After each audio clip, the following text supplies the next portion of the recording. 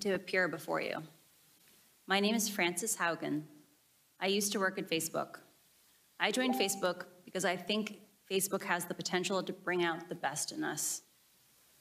But I'm here today because I believe Facebook's products harm children, stoke division, and weaken our democracy. The company's leadership knows how to make Facebook and Instagram safer, but won't make the necessary changes because they have put their astronomical profits before people. Congressional action is needed. They won't solve this crisis without your help. Yesterday, we saw Facebook get taken off the internet. I don't know why it went down, but I know that for more than 5 hours, Facebook wasn't used to deepen divides, destabilize democracies, and make young girls and women feel bad about their bodies. It also means that millions of small businesses weren't able to reach potential customers, and countless photos of new babies weren't joyously celebrated by family and friends around the world. I believe in the potential of Facebook.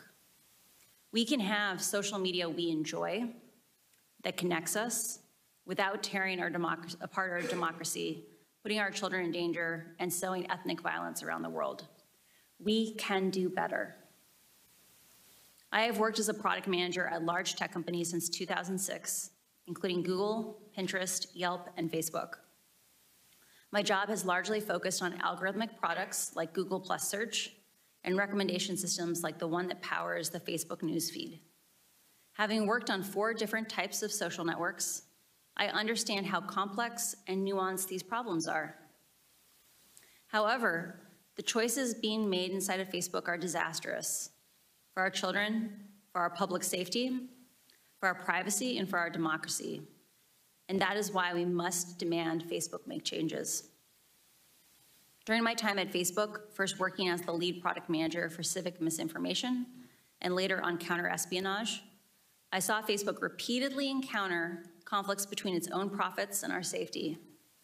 Facebook consistently resolved these conflicts in favor of its own profits. The result has been more division, more harm, more lies, more threats, and more combat. In some cases, this dangerous online talk has led to actual violence that harms and even kills people. This is not simply a matter of certain social media users being angry or unstable, or about one side being radicalized against the other. It is about Facebook choosing to grow at all costs, becoming an almost $1 trillion company by buying its profits with our safety. During my time at Facebook, I came to realize a devastating truth. Almost no one outside of Facebook knows what happens inside of Facebook. The company intentionally hides vital information from the public, from the US government, and from governments around the world. The documents I have provided to Congress prove that Facebook has repeatedly misled the public about what its own research reveals about the safety of children, the efficacy of its artificial intelligence systems, and its role in spreading divisive and extreme messages. I came forward because I believe that every human being deserves the dignity of the truth. The severity of this crisis demands that we break out of our previous regulatory frames. Facebook wants to trick you into thinking that privacy protections or changes to Section 230 alone will be sufficient. While important, these will not get to the core of the issue, which is that no one truly understands the destructive choices made by Facebook except Facebook. We can afford nothing less than full transparency. As long as Facebook is operating in the shadows, hiding its research from public scrutiny, it is unaccountable. Until the incentives change, Facebook will not change. Left alone, Facebook will continue to make choices that go against the common good, our common good. When we realized big tobacco was hiding the harms it caused, the government took action. When we figured out cars were safer with seatbelts, the government took action. And when our government learned that opioids were taking lives, the government took action. I implore you to do the same here. Today, Facebook shapes our perception of the world by choosing the information we see. Even those who don't use Facebook are impacted by the majority who do.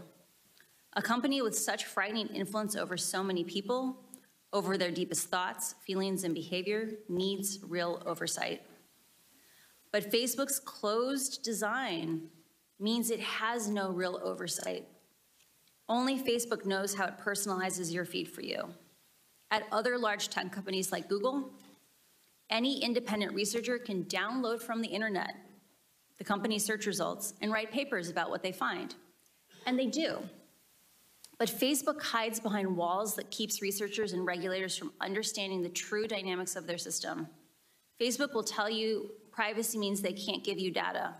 This is not true. When tobacco companies claimed that filtered cigarettes were safer for consumers, scientists could independently invalidate these marketing messages and confirm that, in fact, they posed a greater threat to human health. The public cannot do the same with Facebook. We are given no other option than to take their marketing messages on blind faith. Not only does the company hide most of its own data, my disclosure has proved that when Facebook is directly asked questions as important as, how do you impact the health and safety of our children, they mislead and they choose to mislead and misdirect. Facebook has not earned our blind faith. This inability to see into Facebook's actual systems and confirm how they work is communicated and confirm that they work as communicated is like the Department of Transportation regulating cars by only watching them drive down the highway. Today, no regulator has a menu of solutions for how to fix Facebook because Facebook didn't want them to know enough about what's causing the problems. Otherwise, there wouldn't have been need for a whistleblower. How is the public supposed to assess if Facebook is resolving conflicts of interest in a way that is aligned with the public good if the public has no visibility into how Facebook operates? This must change. Facebook wants you to believe that the problems we're talking about are unsolvable. They want you to believe in false choices. They want you to believe that you must choose between a Facebook full of divisive and extreme content or losing one of the most important values our country was founded upon, free speech. That you must choose between public oversight of Facebook's choices and your personal privacy. That to be able to share fun photos of your kids with old friends, you must also be inundated with anger-driven virality. They want you to believe that this is just part of the deal. I am here today to tell you that's not true. These problems are solvable. A